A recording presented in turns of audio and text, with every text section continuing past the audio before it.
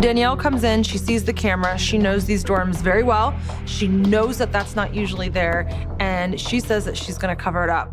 And I know that they just can't. Like, I feel like this is like invasion of the body snatchers or something. Is it maybe a better mirror than this? Actually, is it? Let's check that out because these Yeah, let's look. Look. I love the fact that you're all opening things. It's actually better than this. Come look, come here. Just kind of know that like once you get an attitude about something, that's hard to break. So if I could kind of shift the climate for it, then it wouldn't be such a bad thing. So why can't we have a real mirror though? In Vegas, that is one thing they did have. So I told her it would actually make a great mirror. And it does, it has a nice reflection, better than, they're not using mirrors in there. I don't even know what that is, like tin. I'm not sure what that is. But we turned it into a good thing. Okay, I'm looking. Look, let's both look. Okay. Let's show them that we're cute. Hi. Yeah, get in here. Why not? Why not? Let's vote. Let's pretend that they're... Just kiss at him. We're gonna... Twerk, now twerk for him. We're gonna... What is this called? A cell? Yeah. This is a dorm. This is a dorm. A cell dorm. The cells are next door. How about we're dorm runway? Dorm runway. And then we did like a little runway for it. There you go, bitch. We're basically...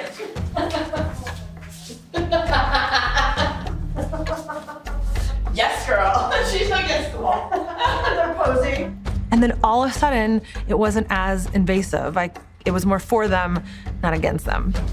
Maybe I work in marketing, so maybe I did marketing for them. I'll be like, do you want to go to jail for 50 times, just like her? Hi. Come to Utah County Jail, baby. Do you love to go to jail 50 times? Are you an international jail? I do. Are you an international jail traveler like her? Do you go Utah to Vegas? California? Come, check us out at Utah County Jail model. I feel like you could.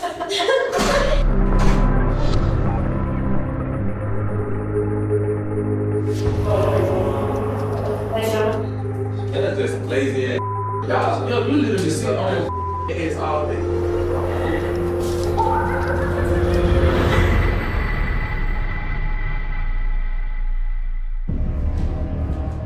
So you gonna roll me up with this stuff and I'll just ask a question? I wasn't there, but Roll the Dan cameras one back. step at a time. Roll the cameras back. They put us on lockdown because of one old man. He ain't even give you no fever. Like, I'll go handle it for you, like tell him to shut up. Like, that's not like, you know, like that's nothing. Yeah.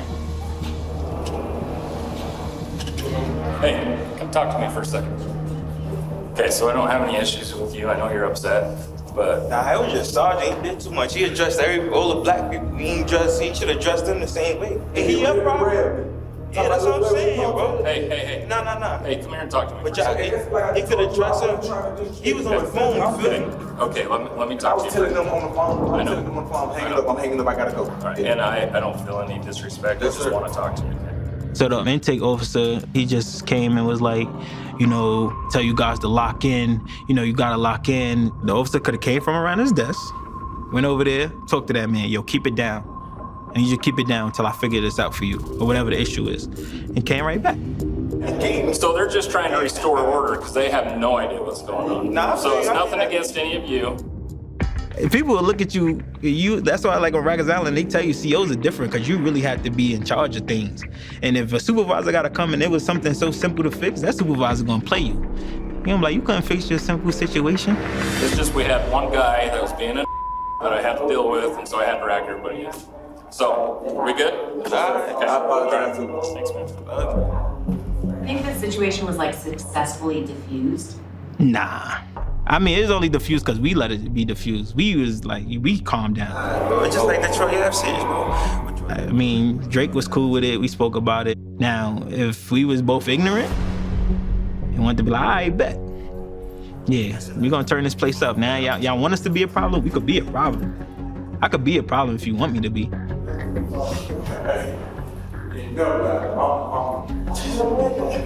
What she say? She was scared, dog. That's why I was my mom and my sister. I know my mom. They can beat us, so I can fight. She know I can fight. That's the problem, we can fight. That's the point. That's what my sister just said. She literally just wrote a status. She be like, I hate when people can fight. Because they'll tell you to chill. And when they see they enemy, they don't go so good. My sister like, you need to chill. When they don't let go, I want to. She said, I hate people who can fight. I had 14 cousins, but one uncle. He was the only one that could babysit. So, man, I used to keep my ass every time I got out of school. Keep my ass for no reason. I'm saying to this day, like they're my moms that make me go back and fight. Like, what? Go get your sneakers. I'm like, come on. Yeah, me and Drake, the whole incident, it bonded us. He's pretty cool, got good energy, you know, laughing, joking, you know. I'm like, oh, yeah, this dude pretty cool. Like, yeah, I could mess with him. You know, he wasn't ignorant, he was just cool, like a nice going person. You wanna hear something? Huh? You wanna hear something? Let me see what I say. I said, cash make that ass shake. Blocks take your life away. Treat every day like third base. I slide just to make it home safe. No, I felt him. I know what it's like to try to be doing so right, try to do everything so perfect, and then boom, everything blow up in your face, and now you just stuck in the gym again. So I felt that for him. That's what made me want to talk to him. Back in the past, everybody on the pedestal, baby. Yeah, we got one more. I may be a police officer, but I'm a regular person. Just like Drake, I grew up in the same neighborhood as mostly everybody in here. I'm not nothing different. I'm not above you.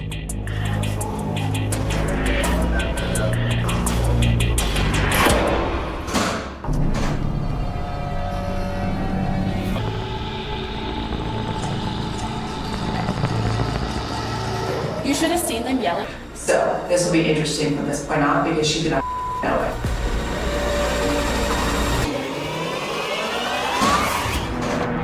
Watch your step. Coming through this way up that sidewalk there. Here at the Utah County Jail, we have what's called Jail Industries. It's basically our work diversion program. You guys ready to work hard? There's inmates that actually leave during the day and go out and work in businesses around our community. There's multiple things that we have them do, which would include yard work around our facility. We also have a farm out there. We grow fruit and vegetables. We have a dog training program.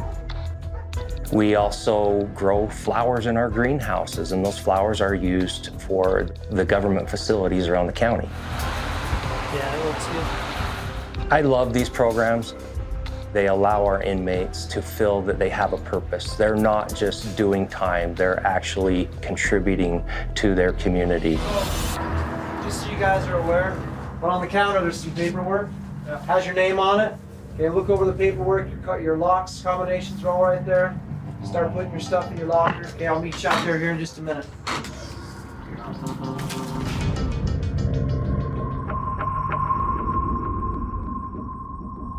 So when I talked to my mom, she's like, I just want you sober with a place to stay.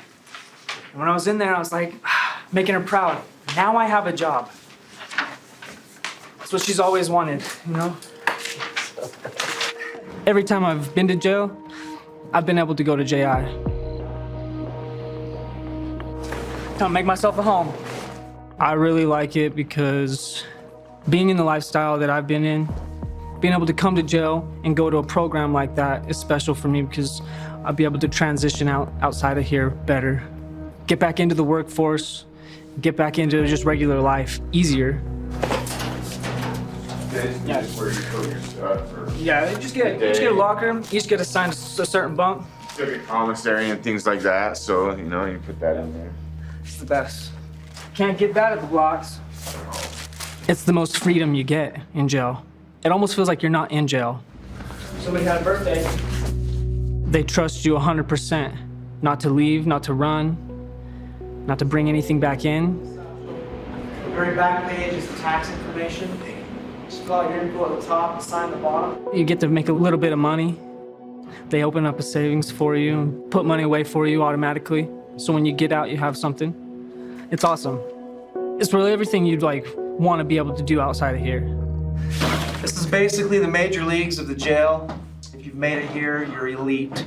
You know, you can't have certain charges, you can't have certain past, you have to be able to go to a job every day. Basically, this is about your success and how helping you get back into the community and not have the issues that you had maybe before you went, you know, before you came to jail. As far as jail goes, it doesn't get any better than this. So that's our great library over there. Then in here, this is where you can come in on the weekends. This is also where we do our programming, like if you have classes like the RISE program and stuff that would be held in here. But then you can come in and watch any of those movies and pick them and watch them on from Friday at noon until Sunday night. All these are basically the same. They all have a washer and dryer, microwave, and then the gym's over here. This is all donated stuff too. Like all the guards pretty much donated this stuff. Like, you know, so that's pretty cool that they gave up their own personal stuff so that we could have a gym where we could come in and work out, which is nice. So it's as closest to feeling normal and free as you can get in jail. Because we have our own clothes, we go to work, we come back where we sleep, we can go to the gym, we can play foosball or hang out with the guys on the weekend, we play cards and stuff. I think that this is probably the best program that I've seen in a jail, I've heard of in a jail. This is really nice, you know. There's always extra food out here. Because you're working hard, they take care of you, you know. The kitchen does a good job by hooking us up with whatever we need. There's always fruit. I mean, look, there's food everywhere. And yeah, it sucks being this kind of rotation, this revolving door of, you know, being lost in the system or feel like you're kind of cornered. But it's good to know that there's a program like this. So yeah, it's super important not to screw this one up.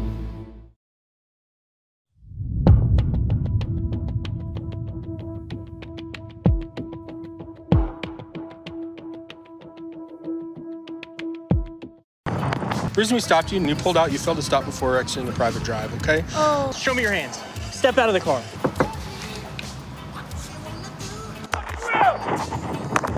Don't move! You ain't got a reason to pull me over, sir. Well, I'll get to that in a second.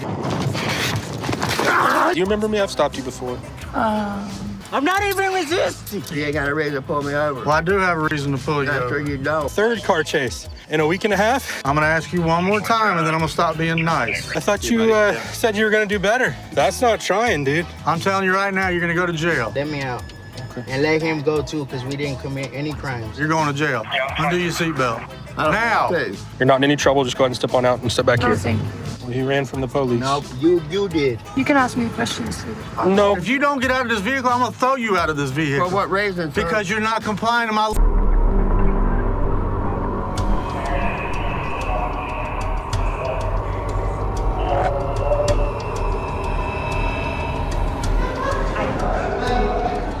My name is Aaron Foote. People call me Foot. I've been here going on 5 months, almost 5 months. And I'm at pod. It's hard, you guys don't see all the day. So that pod workers, we're all about the same age. We're in our 40s. There's 4 total. So you have Adam, which is my bunkie. I call him Sloth. He just seems depressed to me, but I actually like him. He's a good kid. And there's Kevin. We call him KP. I don't like his personality, I guess. He's lazy and to me, he bothers me. And then Shannon, of course, AKA Shy Boy. I like Shannon because he's funny. You know, when I get out, I'm gonna go with the orange-green. Are you? Every day. So we have to make sure that new inmates that come in get their clothes. Are you free balling today? No, That's I'm awesome, bro. I dig that. I dig it. We have to serve them breakfast, lunch, dinner, keep the section cleaned, pretty much do the cop's job that they don't want to do. They will actually fight over this position. It's no joke. I've seen sprawls over it. You have some responsibility. I could care less. I don't want to say anything negative about my coworkers, but sometimes, you know, there's an odd man out, and that's Kevin. I was just commenting on such a hard worker you are. We have a system. It's going smooth, and then you got to have that one dude rowing upriver, and it's like, God. He's the fakest guy I've ever met. I'll just be honest with you. This is the stuff I say to his face too. You're lazy. Yeah. People can be bullies and they think other people are gonna do their job for them. So I take advantage of it.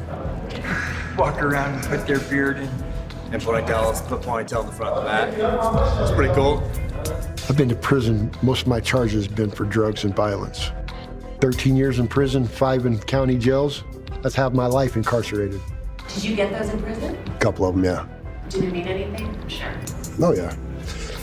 The flames is because I caught on fire, trying to put out a meth lab fire. You're super lucky. Or super dumb, one of the two. The CEO's trying to fire me. He's about to get fired. Yeah. He has a horrible personality. Think we're gonna fire him because he's lazy? No, they're gonna fire me because of my personality. This is an interesting group of people. It's been interesting with this pod worker. Apparently he's been struggling with these other deputies, and we had to talk with him. I talked with him again and understand. I even pulled a direct quote just for him. I had to explain to him that they can be fired for anything. He doesn't need a reason to fire me. Typically they do, but no, a cop can do whatever they want to. Exactly. But then I can grieve. One thing is that one thing you learn in here is you just kind of have to just do what he says and bite your tongue. It's the hardest thing for me to do because I'm a vocal person when it comes to stand up for myself, 100%. So with the cop though, it's like you already lost your ear, so you have to listen to what they say and just do it. So, but he's okay though. He keeps telling me it's a personality issue. He doesn't see a correlation between personality and work performance. I was nice and told him I'll give him another shot, but he's had, I literally came guns blazing, lists of write-ups for just things he's done and chances he's been given. And so we're talking, I gave him a chance, but if he does anything, he's fired. Just how it has to be. He will be watching. Who runs the pod? Me and Aaron basically run the pod. So do you rely on Kevin to keep the pod in order? No, we rely on him to stay in his cell, so the pod's in order. Like me and him almost got into it, and I had to control myself because I promised my wife I wouldn't fight anymore, or she would leave me. But fighting to me is nothing. It doesn't scare me. I'm good at it. I might seem nice to you, but you catch me on the other side of that, I promise you don't want to deal with me.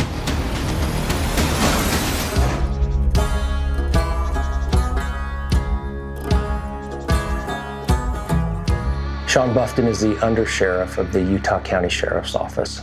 We spent 18 years together in SWAT. I think I'm a better shot, but no, he's a good shot. How long's it been now? Since the first Hell Week. What was that, 1998? It was 1998. Yep, 1998. I think I was a detective at the time, and the Utah County Sheriff's Office opened up this Metro SWAT team, and I applied. And to be a member of that team, you had to go through what's called Hell Week. And Sean was one of the team leaders. We teased the younger guys now that, of course the Hell Week I went through was the hardest one. Hell Week number one. They ever did. The hardest one. We always tease them about that. And it may be true, but the reality is every year we do Hell Week, it's tough. Yeah, it is. I was the SWAT team commander for just a little over 20 years. I loved going and getting drugs off the street and going after the bad guys. I remember during Hell Week, we were told, you guys hike up over the dam, come over the top, and assault the hothouse. Remember the old wooden hothouse that used to be there? And it was muddy. It was muddy. We better not see one of you guys or you will pay the price for it. Yeah, we should. So we are crawling on our bellies through the mud, down that damn hill to get to the hothouse without you guys seeing us. You guys low crawled for like 700 yards. Yeah. When we put our very first Hell Week together, he went through the school, and he always tells the story that the first school was the toughest. It was very tough. I got to tell you, taping up that old hothouse and going in there in the gas and so thick. We're watching you guys pump the gas in, and I think you're putting in every old can that you just wanted to get rid of into that house. We had riot gas from the 1960s that we were using on you guys. Well, and then we all line up and we go in, and I don't remember who was in there. It could have been you. I don't remember who was in there. That part of it is a fog because I couldn't see in there. Go in there with our mask on. We had to see, experience that our mask worked, but then feel, I mean, you're getting burned everywhere that's wet on you, sweaty, you feel it burning you. And then, of course, peel the mask Take the off, mask off. talk, do some push-ups. Give me how many push-ups you can do. Yeah. And then come out and then spend the next, 2 hours. 2 hours trying to recover Yeah, from that gas. But the good part was everything in your sinuses was now drained. You were clear. I'm glad we don't have to do that anymore. I know, me We'll too. let the young bucks take care of that. I got on the team a couple years later. They made me a team leader. Sean and I were both commanders of that team. Through the years, we have had a couple of operators who've tried to hold their breath in the hothouse, do push-ups while holding their breath, because what happens is they make it about 10 feet out of the house and pass out. Boom, they're out. They're out cold. Yep. So it doesn't really pay. Just the thing you learn about the gas is it sucks to breathe it, but it's not gonna kill you. Suck it up, You can Buttercup. live in it. It Yeah. feels like you're breathing fire, but you can live in it. Yeah, The good thing about it is the many ops that we've been on, where we've had to actually gas an environment and go in, you always get some of that, right? You always. It seems like you can never get your mask on fast enough, or something happens, you always get a taste of it. So it's good to know. How many ops do you think that you and I have been on together in the last 25 years? I wouldn't even dare 500? Yeah, I don't know. It's been Maybe. a lot. It's been a lot. Yeah. That was probably the best part of my career. Yeah. And I hung on to that as long as I could. If you remember, even when I was a chief of police in another agency, I stayed on that. I think you were the only chief in this country that was on an actual SWAT team. I stayed as long as I could. We wouldn't let you quit. I loved it. We wouldn't let you quit. It was fun.